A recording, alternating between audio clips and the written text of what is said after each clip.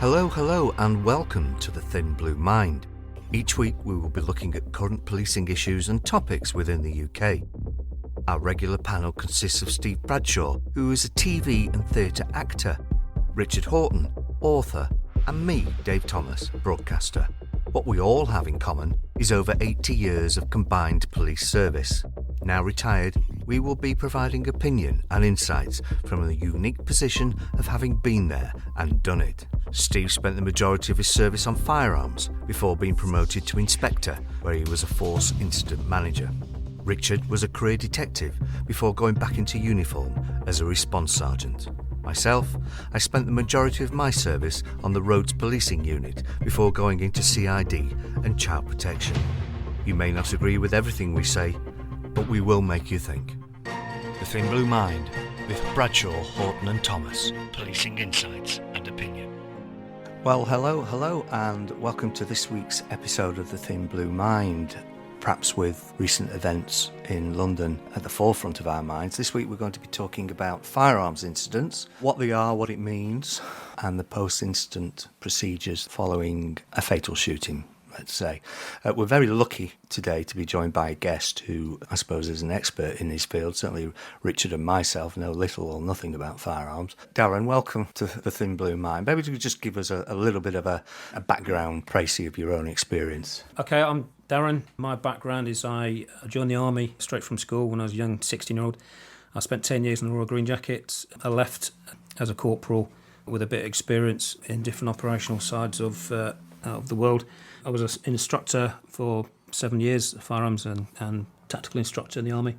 And then I joined the police, joined Lancashire Police, did 24 years in the police and spent 20 years on armed policing, covering the armed response vehicles over sort of East Lancashire and sort of Blackburn Way and across the county later on in the service.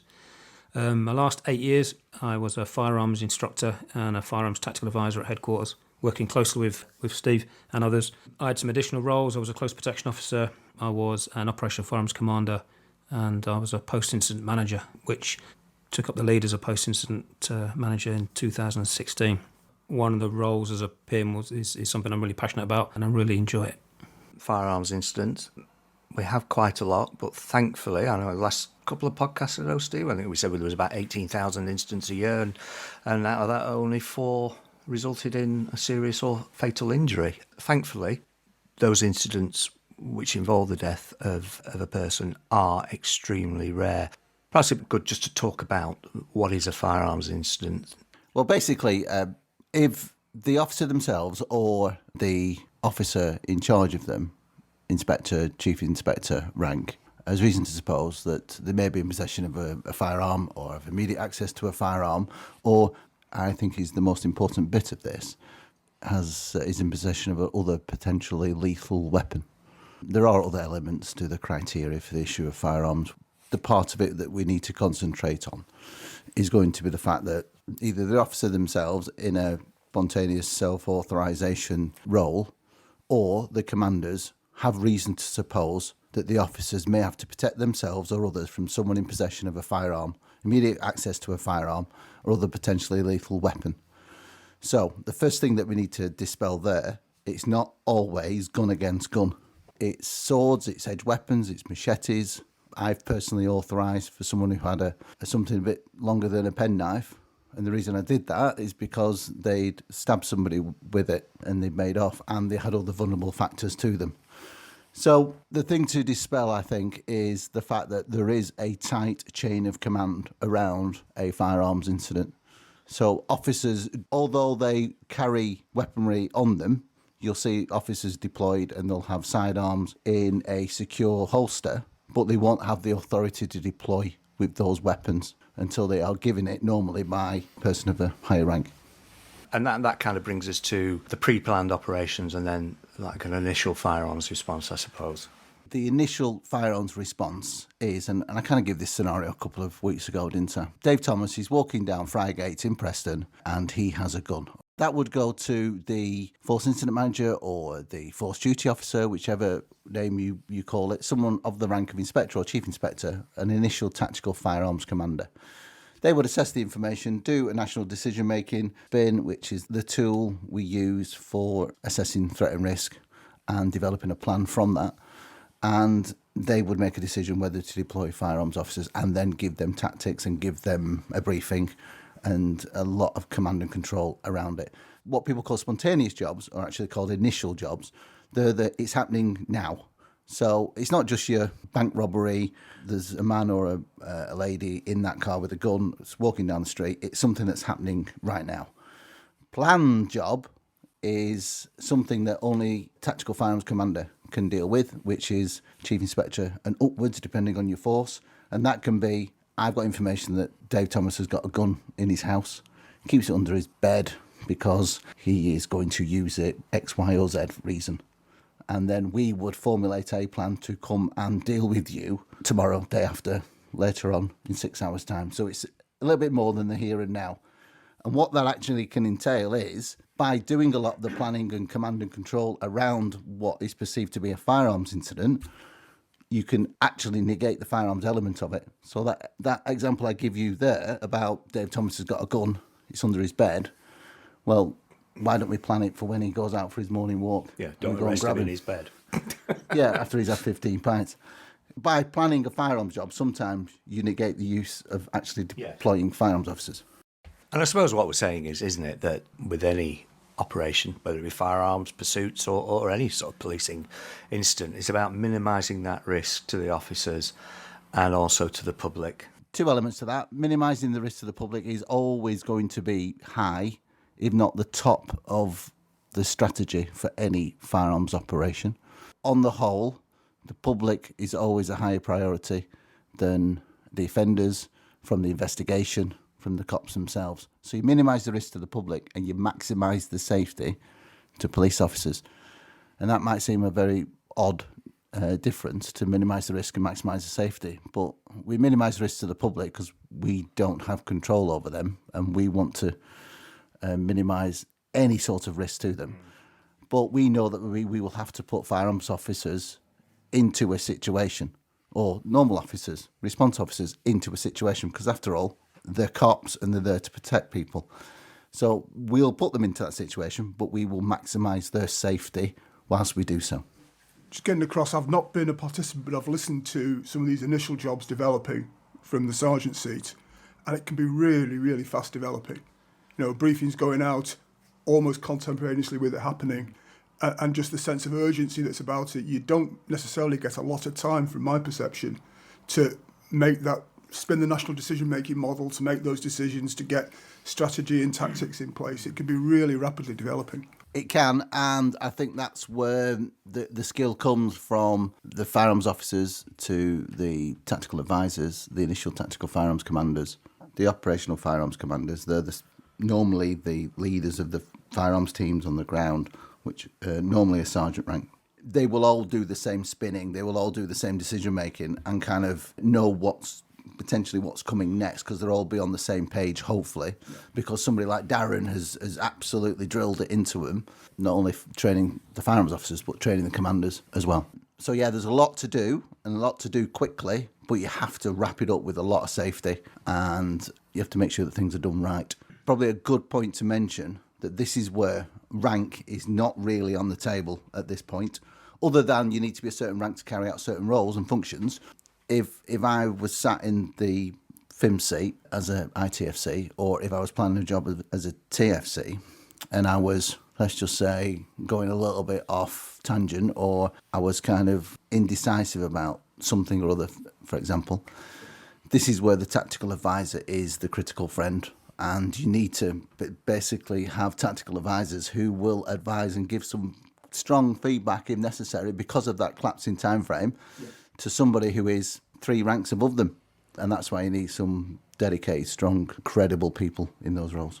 I was a TAC advisor for 8 years. I've worked with Steve on many, many jobs, and I've worked with chief inspectors and superintendents. I was a PC, so that is an example of the good sort of 3-person rank difference. And I didn't look at it as, right, my job's a TAC advisor, I stick to a structure, I use the NDM, and I lay loads of cards on the table to the commander, so look, these are your options. I looked at it with a a teamwork approach and looked at it, and I said this to Steve many times, it's more of a discussion. You know, you're the commander, I'm the advisor, you're an inspector, I'm a PC, but at the end of the day, we're trying to achieve an end goal here, to try and resolve a difficult situation. And we'd sit down and we'd have discussions, and it would be simple as, you know, boss, have you thought about this? And then likewise, he'll come to me with other suggestions about what do you think we should do, and we just have that chat. Because there's a lot of the times in a firearms incident, especially when you're developing tactics, there can be 3 or 4 right answers. And there's a lot of grey and there's a lot of subjective decision making. So I might go for a particular tactic and another FIM or ITFC might go for something very, very close to it, but something different. Before we move on, I just want to maybe just talk about the training that firearms officers get. Was it realistic? Well, from my point of view, having, like Darren, been an AFO and worked up through PC and then to the Operational Firearms Commander's role, it was very realistic. And there were times where I would actually rather go out on a live job than go into training and have somebody there with a yellow jacket on and a blue book assessing you.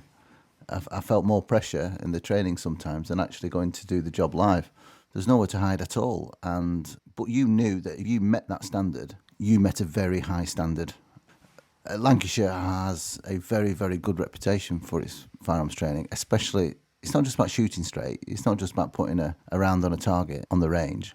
It's everything else that comes with it, all the judgment training and all that end-to-end decision-making. That's where you either excel or you fail as a firearms officer, I think. We try to make training as realistic as possible. I did my initial firearms course in 2001. It was 4 weeks long. 2022 now, and the course is 13 weeks long. Since that period of time, there's just been a massive increase in the amount of extra training and skills and tactics the officers need to be trained in. We try to keep it as realistic as possible. All the scenarios are strictly compiled before we deliver any training, or the packages are approved by a chief firearms instructor to make sure it's all compliant and relevant to the training. So we do a lot of, or the firearms officers do a lot of in-house training at secure venues.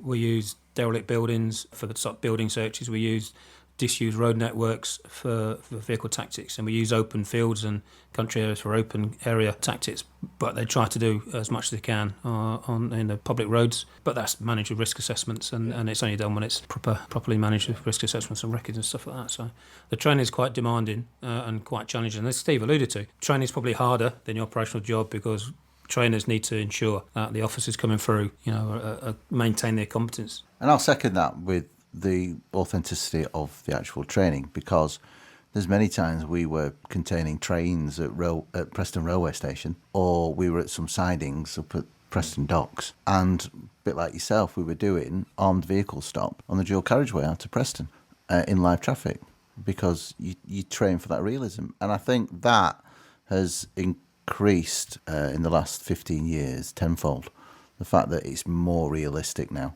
And the venues that they're coming up with, these derelict buildings that just seem to pop up and fall into the laps of firearms trainers to use, are very, very realistic. The thing that struck me about the rigorousness of the training is, from the outside, is it must be rigorous. Because from my time supervising, I'd sent people that were, or seen people that were exceptional response bobbies, really top of the tree, go to the firearms course and the back. So it properly pass-fail. It's not like everybody that goes there is going to get through. It really isn't. It's a proper rigorous course. It must be, because of the quality of people that don't make it through. Yeah. Well, Darren will be able to tell you about how many people start an initial course. Generally start with maybe 12 or 14 people, and it's not unusual to get 3 or 4 through. Sometimes that number's higher, obviously, and it varies each time, but each course will depend on the sort of calibre and the student they've got coming through. So when they talk about the cream of the cream, it is actually right, and the amount of training and judgment training they put these students through is immense. This must be the best and worst 13 weeks of their service, I would say. Yeah, pretty full on. Let's move on. A firearms incident has been declared. Firearms officers have been deployed to that incident, and unfortunately a shooting has taken place where the police have taken the life of another. So as a FIM, first of all, what initial sort of actions would you be thinking of? There's just something I'd like to mention first, is that pulling of the trigger is the absolute last resort of a firearms officer. And I can't stress that enough. Every single other option has either been tried and failed or is likely to fail if tried in the moment. A lot of training goes in around vulnerability of people, around recognising the fact that people react differently if they're on drugs, drink, within a group, or even if, substance abuse. There's a whole myriad of impact factors that get trained to firearms officers to recognise when you need to give people time and space, when you need to allow them to diffuse and let something wear off, or let them calm down, or let something else happen. So everything is geared towards trying everything else other than pulling the trigger. And that's why... They're given every chance. Yeah, that's why the shooting skill of a firearms officer is probably one of the lesser elements of being a firearms officer, if you know what I mean. It's being able to recognise vulnerability and dealing with it and adapting your style, adapting your response.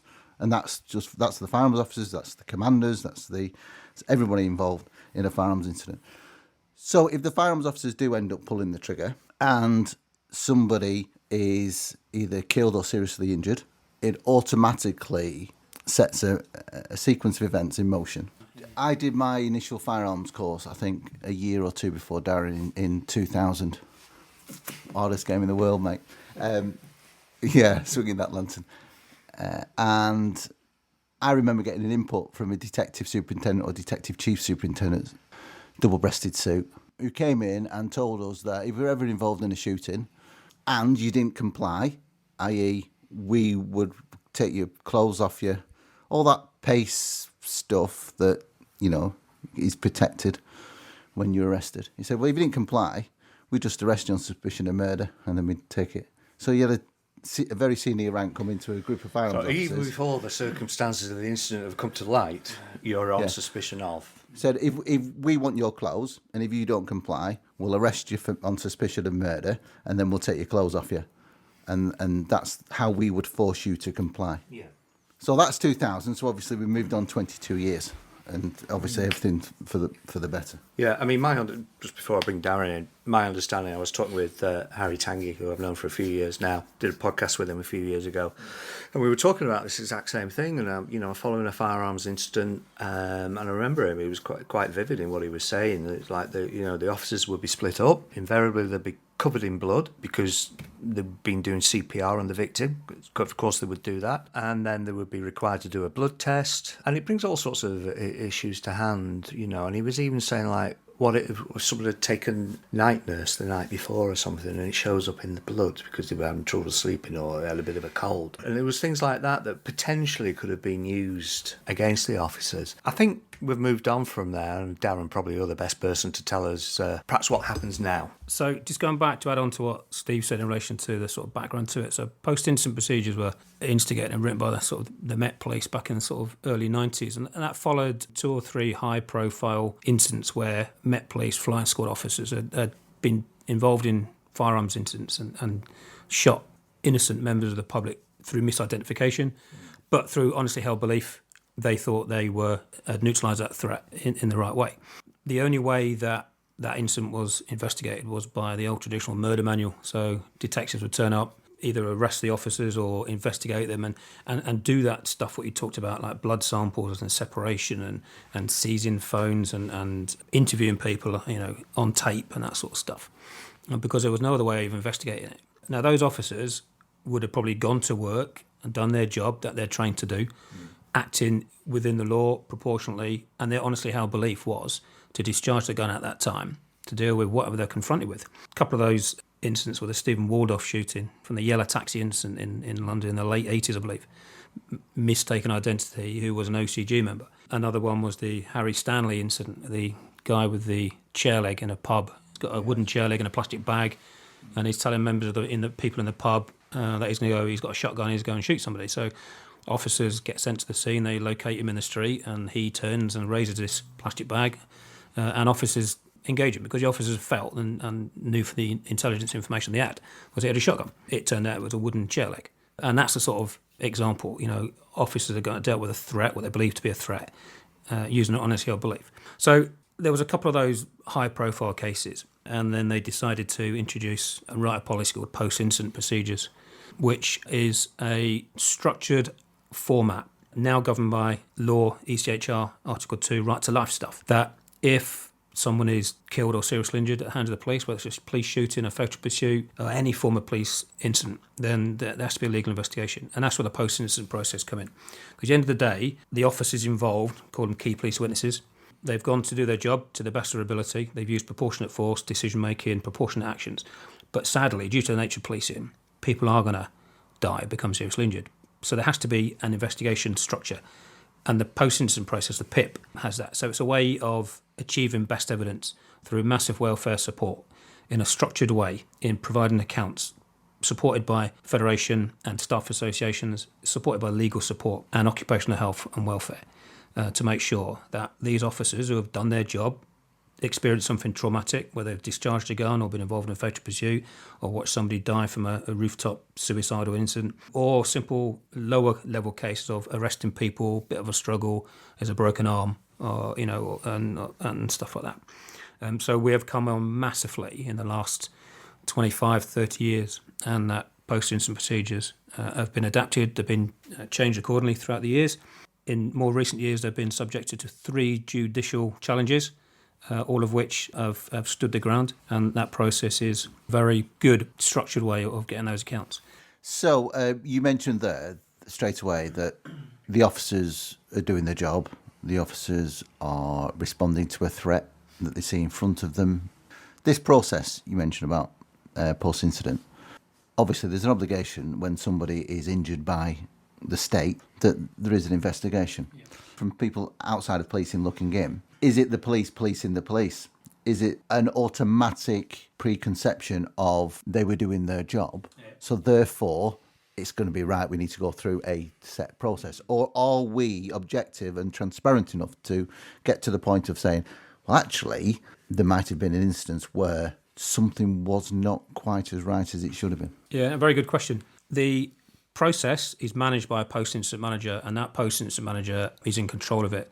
And he or she has got to ensure that that investigation is open and transparent. They've got to facilitate that investigation and ensure the integrity of it. The investigation has got to be independent from the operation. So we're talking about a police shooting. There's officers and commanders involved. There has to be an investigation, an Article 2 ECHR right to life investigation, which is what the law says. So we've got to identify whether the force used was proportionate and accountability, and make sure that the laws were right. That investigation is carried out independently by either the Professional Standards Department within the police force or the IOPC, the Independent Office of Police Conduct, which is a government watchdog who oversee police conduct and investigations for serious incidents. The post-incident manager and his or her team will be independent from the investigation, independent from the incident, but fully trained and accredited to do that role. The IOPC will eventually compile a final report over that incident, and that's quite openly published on their website. So who makes the decision then that the level of force used by the police, whether it is the guy who gets his arm broken in a struggle or somebody who unfortunately gets shot dead, who makes that decision then ultimately that force was reasonable? So an incident occurs and the IOPC have to decide how that is going to be investigated, and they'll do it one of 3 ways. It'd be an independent investigation by the IOPC, solely by them and their investigators. Yeah. It'll be directed investigation where the Professional Standards Department will investigate, but the IOPC will supervise that with some terms of reference. You know, a set list of, right, you've got to ascertain these facts and this background. Or it could be local investigation, where it's investigated solely by the Professional Standards Department. At the end of the day, they will be the decision makers to ascertain whether that force used was proportionate, reasonable in the circumstances, and it was within law, and there was no other issues with misconduct or discipline. When you say it's open and transparent, the thing that jumps out at me is there has to be a level of professionalism around this, and a process must be allowed to continue to its conclusion for the sake of the person who's injured, the family of the person who's injured, the officers involved, the police service themselves, and we can't just suddenly start being in a world of conjecture and rumour and the rest of it. But what I'm finding, what I think is a bit of an issue, and I wonder whether you had a solution for this, was with rolling news and with Twitter and social media and the rest of it, that professionalism in gathering the information is quiet. So we can have a period of weeks and weeks and weeks after, quote, an incident where nothing official is coming out. And that void gets filled by Absolutely. voices, Yes. concerned voices from communities, but uneducated voices, or voices which have a predisposition to a certain idea about what went on. You're right, Steve. There's this vacuum, isn't there? And vacuums need to be filled. Certainly in the States, where unfortunately, shootings are an everyday occurrence over there. And I don't know if the IOPC, wouldn't it be helpful if they could just put some initial findings out about an investigation? So at least it gives some clarity to what they're doing and why they're doing it. I don't know if that happens at the moment. No, the IOPC are quite open. They put a lot of stuff on their website.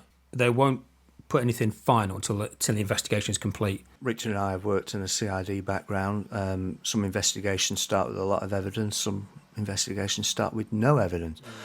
A firearms incident, there's not a lack of evidence, is there? You've got your police witnesses, you've probably got members of the public that have seen what's going on, you've got body cam, you've got the radio comms.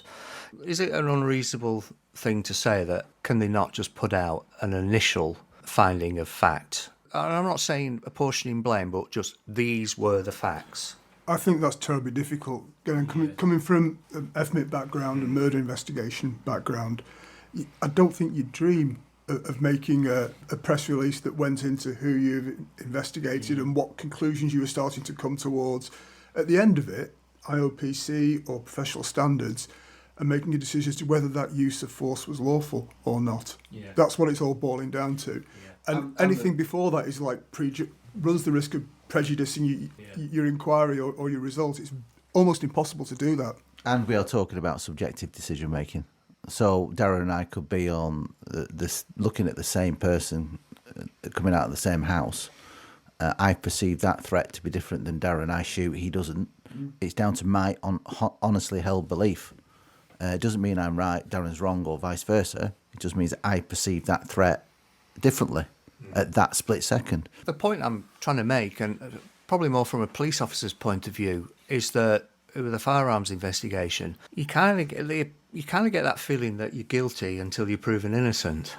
If somebody is shot and killed by the police, wherever you are in the world, it needs investigating. Oh, absolutely. And it needs thoroughly investigating, and the public need confidence, and the leaders and the elected officials of that public need to have confidence in that process. You can manage some stuff. The Guardian journalist Vikram Dodd was reporting yesterday that the IOPC are looking towards, for the London incident that just happened, allowing the family to see some of the body-worn video and camera footage. Whether that's a tactic of desperation or whether that's something they feel that they have to do, given the furore around that incident. Again, looking back at FMIT, there'd be occasions when the SIO, the Senior Investigating Officer, the Super, would bring the family into the incident room and talk to them about how they, not giving away the farm or whatever, or doing anything to compromise the investigation, but talking to them with some confidence, element of confidence about, well, this is where we are, this is who's working on it, this is what we're doing. And it sort of built some confidence back maybe in a family that thought they were being given a less than stellar deal. What sort of things are firearms officers going through after a fatal incident? Everyone will react differently to any form of trauma, and you could say to yourself, right, I will be comfortable shooting somebody, or I might not be as comfortable as I think, or a whole load of emotion. But when it actually comes to shooting somebody, and I've never shot anyone, so I've never experienced this. I've experienced the guilt must be horrendous. Other challenging circumstances. It must be. So at the end of the day, the officers are going through a traumatic experience where not only they've discharged a firearm in a public place, but they've potentially taken someone's life. At the end of the day, doing their job, but they will still feel possibly a whole host of emotional feelings. Guilt might be one of them. Who knows? But at the end of the day, they are going through a traumatic incident, having taken someone's life. And this post-incident process is also manages that welfare and support of the officers. One of the biggest bugbears, I suppose, is sometimes the length of these investigations. It could take. I mean, we were talking, weren't we, a good few weeks ago about rape and the low conviction rates and the time it was taken to get to court. Some of these rape victims 4 or 5 years down the line. But I mean, evidentially, that poor officer 10 years down the line, how can he remember with clarity what happened in granular detail 10 years on? It's impossible. I'll give another example of an incident which only took place probably about 5 years ago. A fatal police pursuit on a Boxing Day, an afternoon. Driver of a stolen car, pursued by police. The pursuit is abandoned and the car carries on and hits a pedestrian, sadly killing the pedestrian. And the driver doesn't stay at the scene, he flees the scene, abandons the car. 2 or 3 days later gets identified and arrested. And this is Boxing Day, so there's a post-incident process because there's been a death following police contact and a pursuit. So the offending driver he's caused death by dangerous driving, theft of a car, and a whole host of other offences to contribute to that. Gets charged and goes to court, and by the February of that year, he's convicted and sentenced. So you're talking Boxing Day, December the 26th to February, a space of like 3 months. But the investigation, the post-incident investigation, which was an independent investigation by the IOPC, takes several years to conclude, and that's not uncommon. I suppose the obvious question is why? Why does it take so long? Oh, the IOPC, and I've had this discussion with the IOPC, they're not a very large organisation. Nationally, they've got not a great deal of investigators. And they lack, this is what they tell me, they lack an amount of expert witnesses, for them to go to sort of expert witness about police vehicles, expert witnesses about collision investigation, expert witness about policy and stuff like that. So they don't have, they're not like the big organisation of the police with massive investigators from different departments who are trained and experts in their field. They rely on other people, and the challenges they get, I believe, is that they don't always have a lot of expert witnesses that are willing to help them. That's a real problem in all sorts of homicide investigations. There's certain body parts, for example, after a post-mortem, you might want an expert opinion of, and there's one expert in the country that can do you that opinion. And they've got a list as long as your arm of other people that want that opinion as well. Yeah, it can be difficult. I think the other thing you'll get is it's always a decision that's going to be second-guessed, no matter how necessary, proportionate, rational the police officer's decision to fire has been, or the decision to make tactical contact with a vehicle or get involved with a chase. There will be a counter-narrative with all the 20/20 hindsight of ways that could have been resolved in which the person was not injured or did not die. But that's not what happened, is the problem with that. You may wish that's what had happened. You may wish things had developed differently. But there is always, on these cases, the counter-narrative of it could have been done, it might have been done differently, and the person might not have died. Hindsight. It's a great thing, isn't it? It's the old "why didn't you shoot the gun out of his hand" brigade, isn't it? And people who are not as highly trained as the people actually making these decisions. The point I was going to make was the impact that these investigations are having on officers cannot be underestimated, because really good people who are not risk averse, who are willing to take a level of risk to themselves and to others to enable to keep people safe, are going to be turned off, are going to be, well, why should I bother? If it takes 10 years to investigate something that a pursuit where someone was killed, unfortunately, but was abandoned, and it still takes 10 years, why am I going to put myself in that position? But it does bring you back to an important point, and Darren, you might be able to answer this. Do officers feel that they're getting the support, perhaps not so much from their own SMT and Chief Inspector Firearms, but those levels above, versus headquarters SMTs? I have done a lot of education within Lancashire Police since the last 2 years for the non-firearms people.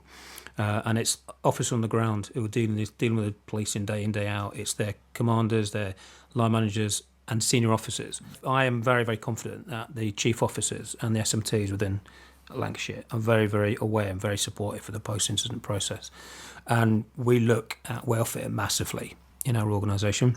Occupational health do an outstanding job. They've got a lot of demand for their department, and they work to the best of their ability to look after the welfare of officers and staff. I will say that the work, and he won't say it, that Darren has done in Lancashire, I think, is leading the forces of England and Wales. Even to the point, I think the College of Policing are quite interested in the work that you're doing. And having seen what it was, and before I retired, and seen the work that Darren has done tirelessly, it's exceptional the amount of ground that has been covered just in the last 3 years, and the understanding and the knowledge, because it is an information sharing mission in many ways, isn't it? Yeah. And trying to alleviate people's concerns about post-incident. I've conducted debriefs before for pursuits involving standard response drivers or initial pursuit drivers, and I've said, come in, let's have a debrief, and shall I bring the Fed? Because automatically people think they're in the sticky stuff, don't they? Well, it goes back to what I said, didn't it? Whenever it was in one of the podcasts, mistakes are not seen as a good thing in the police.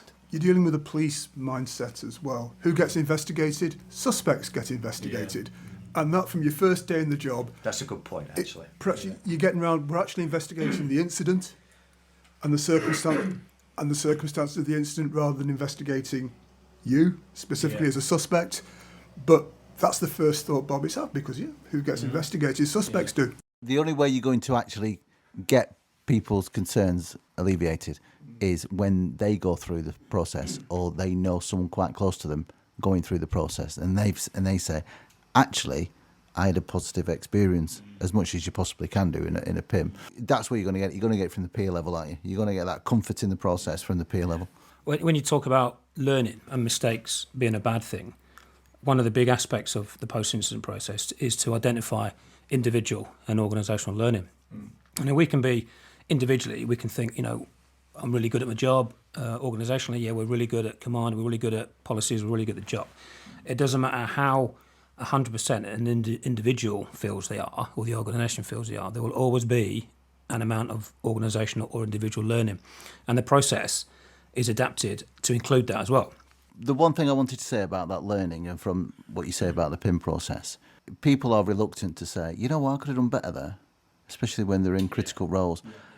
Because they know that, previously, whether rightly or wrongly, previously the perception was that, you put your hand up as a safe, response officer, firearms officer, traffic officer, whatever it might be, commander, and say, you know what, I could have done that a little bit better, or I could have done that quicker, or I could have waited for that, or I'll take some learning from that. Normally you'd take it yourself, wouldn't you?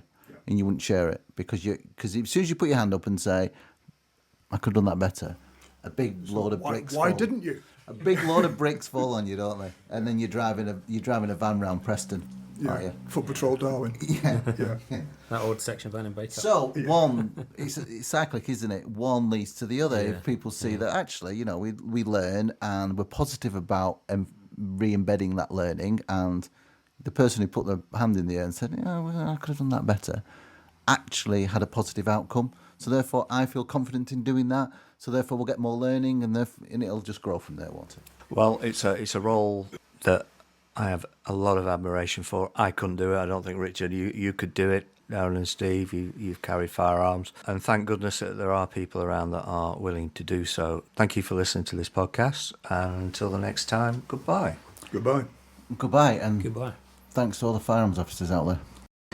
The Thin Blue Mind with Bradshaw, Horton and Thomas. Policing insights and opinion. Well, that's it for this week. Thank you for joining us. This podcast is in partnership with Policing TV, the leading policing media channel. So until the next time, on the next podcast, take care.